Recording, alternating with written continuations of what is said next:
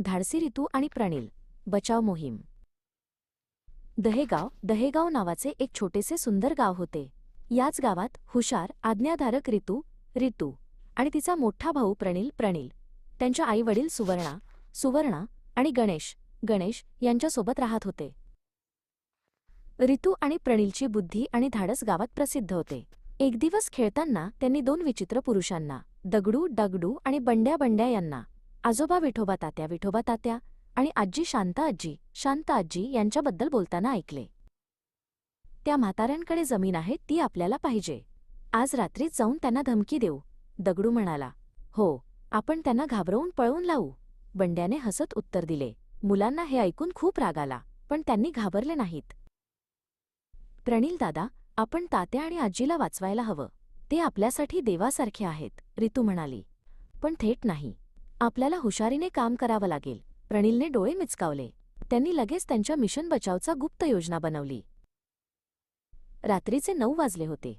गावात शांतता पसरली होती. रितू आणि प्रणील तात्या आजीच्या घरामागे गेले. त्यांनी घराच्या मागच्या दरवाजाजवळ दोऱ्या बांधल्या आणि काही जुने डबे एका ठराविक उंचीवर ठेवले. थोड्याच वेळात दगडू आणि बंड्या अंधारात लपतछपत तात्यांच्या घराच्या दिशेने आले. त्यांनी मागच्या दाराने आत जाण्याचा निर्णय घेतला. ते दोघेही हळूच दरवाजा उघडायला गेले. जसे त्यांनी दार ढकलले तसे बांधलेले दोर हलले आणि वर ठेवलेले रिकामे डबे धडधड आवाज करत खाली कोसळले. धडाम, डिंग डॉंग असा भयानक आवाज झाला. गोधडीत गुंडाळलेली बाहुलीही खाली पडली. मोठा आवाज ऐकून भूत म्हणून दगडू ओरडला आणि त्याने मागे वळून धावायला सुरुवात केली.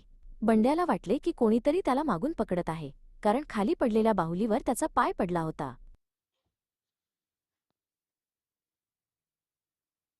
ओरडण्याचा आणि डब्यांचा आवाज ऐकून सुवर्णा, गणेश आणि इतर ग्रामस्थ धावत आले. त्यांनी बघितले की दगडू आणि बंड्या धावत पळून जात आहेत. दुसऱ्याच क्षणी तात्या आणि आजी घरातून बाहेर आले. त्यांचे डोळे आनंदाश्रूंनी भरलेले होते. रितू, प्रणील, तुम्हीच आमचे खरे रक्षक आहात. तात्यांनी त्यांना मिठी मारली. ग्रामस्थांनी रितू आणि प्रणीलच्या बुद्धीचे आणि साहसाचे खूप कौतुक केले. दोघांनीही हसत एकमेकांकडे पाहिले आणि मिशन बचाव यशस्वी झाल्याचा आनंद साजरा केला.